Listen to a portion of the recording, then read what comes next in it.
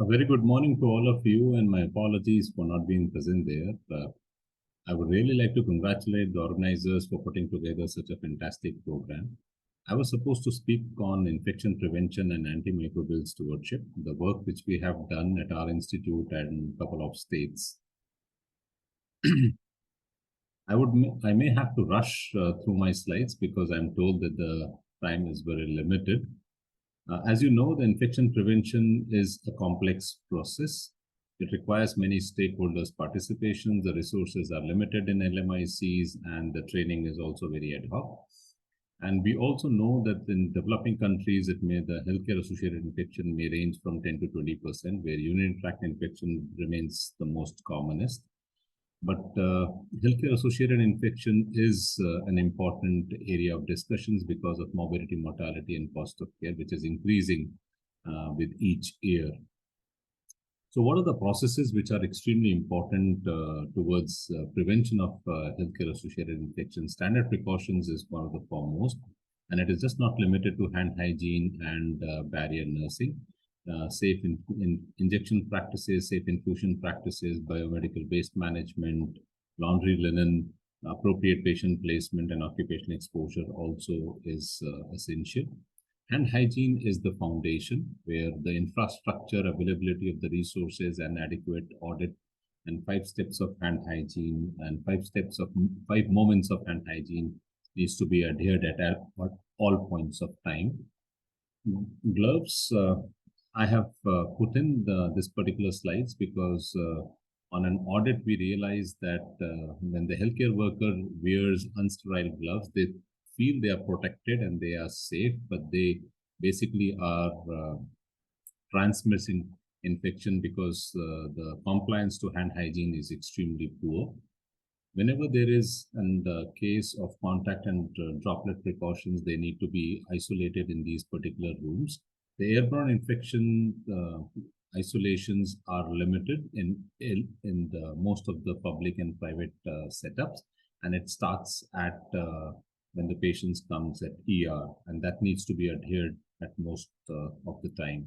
Injury control throughout the hospital starts from all high-risk areas like operation theatre, cath lab, CSSTs is also critical, where we monitor the positive pressure ventilation, the air changes, the HEPA filtrations, negative pressure, and it is again one of those important infection prevention practices which needs to be followed. The 4 healthcare-associated infection with 3 device and surgical site infection requires a bundled approach, both at the time of insertion and maintenance, which is valid for urinary tract infection, which is valid for bloodstream infection, which is valid for ventilator-associated events, IVAC, and ventilator-associated pneumonias, and for surgical site infections, which includes antibiotic prophylaxis, hair removal, normothermia, euglycemia, and an appropriate follow-up of the surgical site post-surgery. For antimicrobial stewardship, what we have followed at our institute is a donor-median model. It's a multidisciplinary approach where ID fellows, along with clinical pharmacists, nurse, and other stakeholders participate.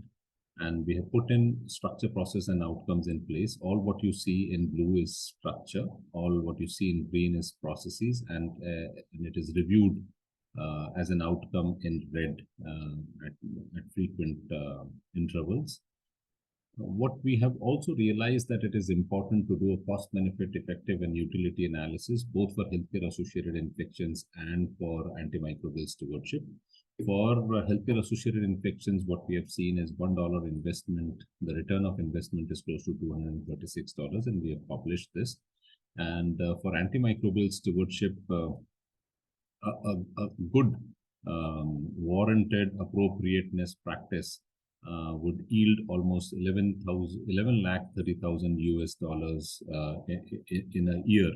And since in India, 70% is out-of-pocket payment, so the benefit goes to the patient. Diagnostic stewardship is again a very critical step towards antimicrobial stewardship, sending the right samples so that they are isolated properly, and then the the treatment is done properly is critical. Here we need to empower the labs to take appropriate samples and also keep training our clinical team, whether it is for urine, for sending blood samples, or for any of the tracheal or respiratory aspirates. We had some gains out of antibiotic stewardship, and we quickly shifted to anti-tubercular following a bundled approach, and we realized that the dosing, the indications, and the bundle approach are not adhered most of the times, and there has been lots of side effects because of inappropriate dosing and duration. And that's how we started an anti-tubercular stewardship, both in outpatients and inpatient setting. The gains from antibiotic and anti-tubercular stewardship quickly led us to formulate an antifungal stewardship program, where we started with the candidemia bundle, and we realized that this is a big problem area, especially in bone marrow transplants and in critical care setting. The therapeutic drug monitoring was not being done, so we introduced this for a select antimicrobials, especially for vancomycins, aminoglycosides, colistin, and we are realizing that there are phenomenal reports which are coming and which aids the clinical team to take appropriate decision. There are a couple of antibiotics which requires loading dose, and many a times the clinical team misses writing the loading dose. So we have empowered nursing staff to always, even if it is missed, to always give a loading dose for like colistins and meropenem, and it cannot be written as 3 million doses, but always it needs to be loaded with 9 million doses, and that would be a rational therapy. And the nurses have been given that role to practice towards antimicrobial stewardship.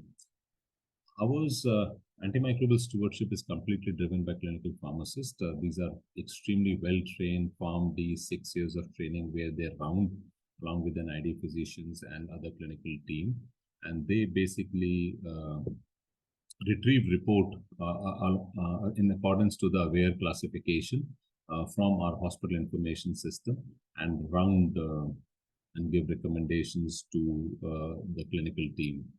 We also follow influencing behavioral pattern, but because what we have realized is just training doesn't help, both in for faculty as well as for staff. And there is where we would like to inculcate behavioral change, especially for antimicrobial prescription practices. So whenever there is a long stay of patients and a very complex diseases, wherever the patient has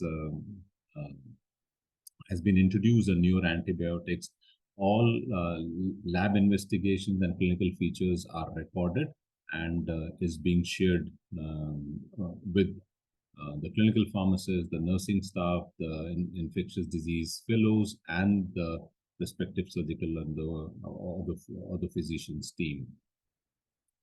We also realized that we need to practice a different approach to change behavior. So we initiated a tool which is called as sociogram, which is an ethnographic tool where we used to shadow the clinical team when they go for rounds and see what kind of communications they do with the patients and with the healthcare worker and the carer.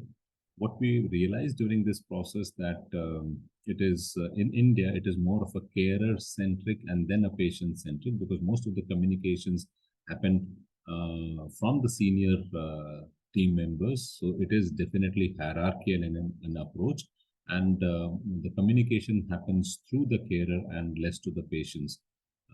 During this communication tracking, we also realized that antimicrobial stewardship, antimicrobial prescription and infection control is never being discussed. So whatever gets started at ER by the senior resident, most of the time it gets practiced. So de-escalation is minimal. And we used to put this thing together and share it with the clinical team that this is how you behaved and communicated. And then we realized that there were a few gains which came out of shadowing. Antimicrobial stewardship for us is important for every stakeholders to be involved, that is patient, carer, and public. So patient involvement with respect to when they get discharged, the discharge planning and training of the carers so that they follow good infection prevention practices, maintenance of glucose control, temperature and cleanliness of the wounds, and this was adequately been trained, and a booklet and an app-based information being shared. Similarly, for carer, because it is important that they participate towards this, and the spread of infections and 30 to 90 days follow-up happens appropriately, which got linked to a patient-reported outcome monitoring, which is again a very fantastic tool helping us to monitor. It also led us to lots of public engagement practices and research initiatives through our researchers who are basically taking part in the PhD program. In the state of Kerala, we have worked very closely with the government, and it took us close to 7-8 years to be able to get some kind of a roadmap to address the antimicrobial resistance pattern, and primarily with the public-private participation. So initially, we did a gap analysis. We did a stakeholders where all the professional bodies like physicians, surgeons, ENT, opthal, dental people came together. They prepared something which is called as clinical guidelines, which helped the physicians to take appropriate and recommend rational therapies. WHO chipped in, and they conducted lots of sensitization workshop and came up with a strategic action plan, which is being very religiously followed. And now there is a decent surveillance database, which is also being developed. We realized that the state of education and training is poor, and we had approached the board of studies and the medical university to change curriculum and introduce antibiotic stewardship and infection prevention as part of the curriculum within that elective and value-added courses. We also created champions, because in the 14 districts, it would be important to reach out to all the general practitioners so that the appropriateness of the prescription happens at all point of time. Here we worked with an Indian Medical Association and created an AMR champion in each district. We participate in lots of collaborative programs across the countries where rational therapies and tailored an implementation strategic plan, both for surgical as well as for medical treatment, was being studied. We developed curricula in School of Medicine, School of Nursing, Dental, Pharmacy, Allied Health Sciences, Veterinary, and Public Health. This was a program where 5 European universities and 5 Indian universities participated. We also are looking at newer definitions other than the device associated in surgical side. So bacteremia is a new definition where we participated with CDC. We have developed our own clinical decision support systems, and that is helping the junior resident and senior resident, which is linked to an antibiogram, and with our lab information system and hospital information system to take appropriate decisions when the patients come at ER. We have done some of our work on the CRE, and we realized that monotherapies and polytherapy has almost a similar impact. Digicycling is not basically working, but there is an aminoglycoside response in CRE is very, very good. And there are many important information which has come out with this collaborative work, which happened under the leadership of the Health Secretary in the state of Kerala. We also use system dynamics software to understand the risk factors which could be there for a predictive analysis. So we do descriptive mapping, we do model simulation, we do data integration and validations, and to predict the infection. There is an ICMR project which we participate with for sepsis, and we follow for almost 30 hospitals and 1 hour, 3 hour, and 6 hour bundle. So there are lots of work which has been done. and it would have been great to be with there discussing more important consultative approach.